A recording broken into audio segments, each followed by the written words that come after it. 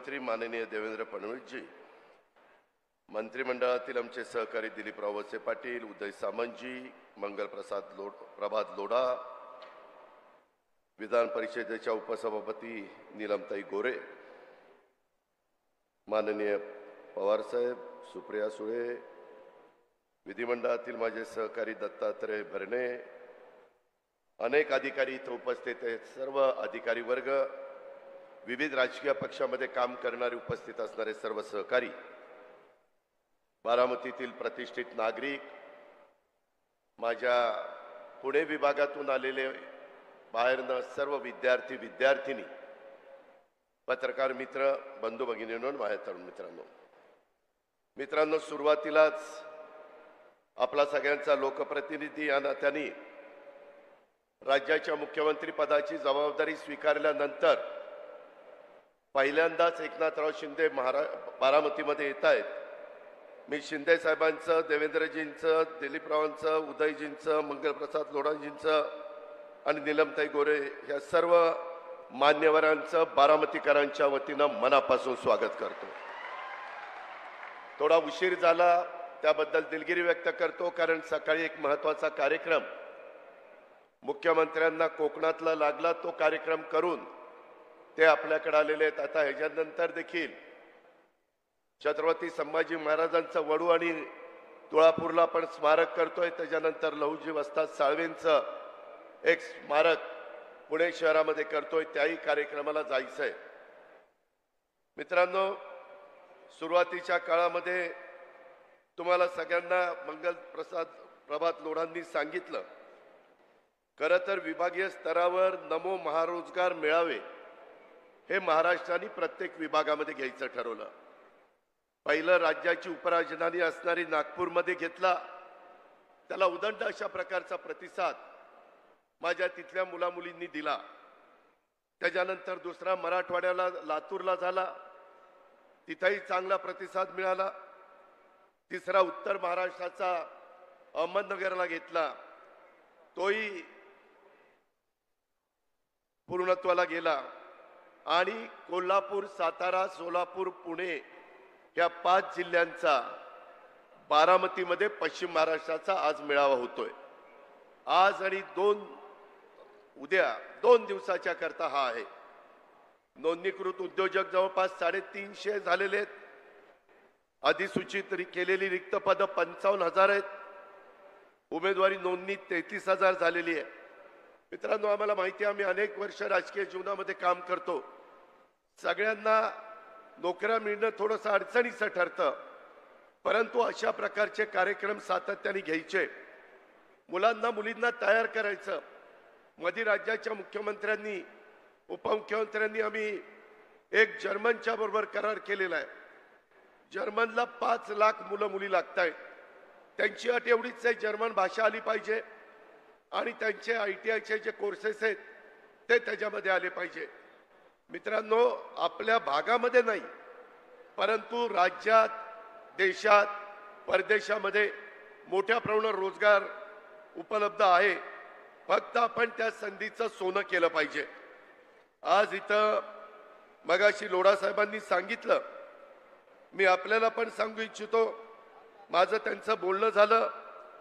अभ्यासक्रम, mechano is housekeeping, front office सेवा, इमारत देखभाल, फलोत्पादन आणि लँडस्केप संप्रेषण कौशल्य आणि इमारत देखभाल प्रयोगशाळा, असे 5 कोर्सेस ते आपल्या कृषीमूल्य शिक्षण संस्था ITI आपलं मोरगाव बारामती रोडला आहे, तिथं काही कोर्सेस देऊ इच्छित आहेत.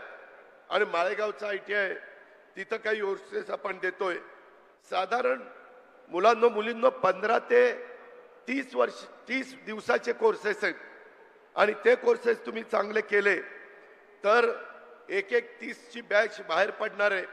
यामध्ये अनेकांना स्वतःच्या हाताला काम त्या बाबतीमध्ये उपलब्ध होणार आहे. ते आपल्या सरकारची भूमिका आहे आणि त्या पद्धतीने सरकार काम करत आहे.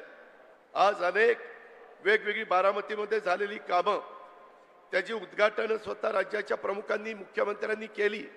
माझी मनापासूनची इच्छा होती की मुख्यमंत्री उपमुख्यमंत्र्यांनी स्वतः जाऊन ते पाहिलं असतं.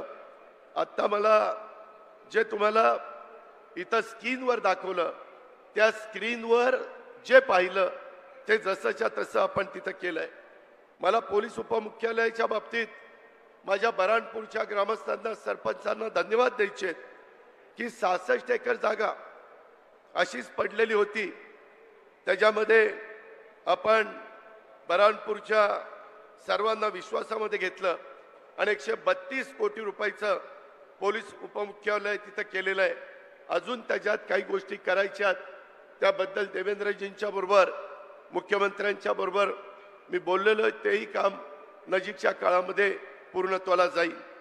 पोलीस हाऊसिंग बारामती इतकी दुरावस्था झालेली होती. आपले पोलीस कसे तिथं राहत होते मला शंका यायची. मला कमीपणा वाटायचा. आणि मग 4 एकर जागेमध्ये पूर्वी 73 क्वार्टर्स होत्या, परंतु 7-7 मजली एक इमारत बांधून आपण 196 क्वार्टर्स तिथं केल्या आणि 75 कोटी रुपये तिथं आपण खर्च केला. बारामती आपण म्हणजे राज्य सरकारने बारामती बस स्थानकामध्ये पहिलं बस स्थानक कसं होतं हे आपल्याला सगळ्यांना माहिती आहे. जागा कमी होती. पूर्वी 5 एकर 10 गुंठे जागा होती, परंतु नंतर मी 53 गुंठे जागा वाढवण्याच्या करता अनेकांनी मला मदत केली.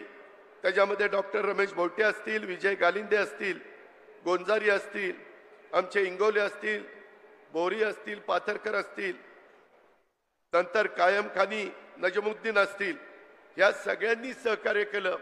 आणि मी विशेषतः बारामतीकरांना धन्यवाद देईल. हे काम चालू असेपर्यंत तुम्हाला थोडंसं अडचणीच्या ठिकाणी जिथं कसब्यामध्ये जावं लागत होतं, परंतु तेही तुम्ही सहन केलं. आणि आता महाराष्ट्रामध्ये नंबर 1चं बस स्थानक आज बारामतीचं आपण सगळ्यांनी निर्माण केलं. माझा सतत दृष्टिकोन हाच असतो, करायचं तर नंबर 1चं करायचं, नाहीतर त्याच्या भानगडीत पडायचं नाही. आणि ह्या पद्धतीनं बारामतीच्या वैभवामध्ये भर घालणाऱ्या एकाचड एक वास्तू आपण राज्य सरकारच्या मदतीनं उभ्या केल्या. त्याबद्दल मुख्यमंत्र्यांना, उपमुख्यमंत्र्यांना आणि सर्व सहकाऱ्यांना मी मनापासून धन्यवाद देईल.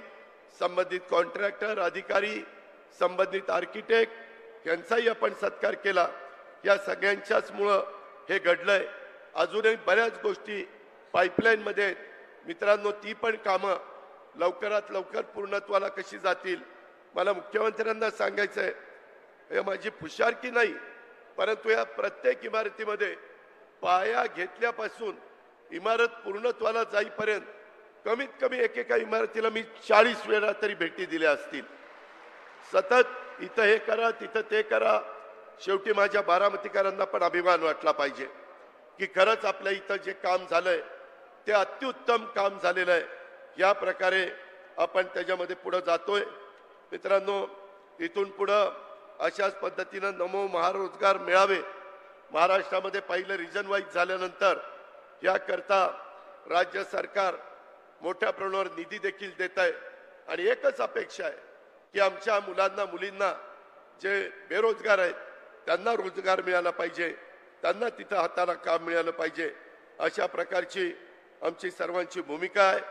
माझी आज DPC मधनं 39 वाहनं आपण पोलिसांनाही त्यांची गस्त चांगली घालता यावी, कायदा सुव्यवस्था चांगली राहावी, गुंड प्रवृत्तीच्या लोकांच्यावर अंकुश ठेवावा, कुणाची गुंडगिरी इथं खपवून घेतली जाणार नाही महाराष्ट्रात. या पद्धतीनं काम करायचं म्हटलं तरी इन्फ्रास्ट्रक्चर द्यावं लागतं आणि ते इन्फ्रास्ट्रक्चर आपण दिलेलं आहे. मी मगाशी तिथं CM DCMला उशीर होत होता म्हणून झेंडा दाखवला. तिथं 39 वाहनामध्ये जे ड्रायव्हर होते त्याच्यातल्या 14 महिला होत्या आणि सगळ्यात चांगलं ड्रायव्हिंग त्यांचं तिथं चाललेलं होतं. एवढा महिलांना पण संधी देण्याचं काम मित्रांनो हे महायुतीचं सरकार करतंय. इतर बऱ्याच बाबी बोलण्यासारख्या आहेत. आज ही करोडो रुपयाची कामं आपल्या सर्वांच्या करता, बारामतीकरांच्या करता, इतर सर्व तिथं राहणाऱ्या अधिकारी कर्मचाऱ्यांच्या करता आपण उपलब्ध करून दिली. अशाच पद्धतीनं टप्प्याटप्प्याने आपण पुढे जाण्याचा प्रयत्न करू. मुख्यमंत्री उपमुख्यमंत्री मी आपल्याला ग्वाही देतो बारामतीकरांच्या वतीनं, एक दिवस असा आणीन की महाराष्ट्रामध्ये नंबर 1 चा विकासाच्या बाबतीतला तालुका कोणता आहे तर तो बारामती तालुका आहे. हे केल्याशिवाय मी गप्प बसणार नाही.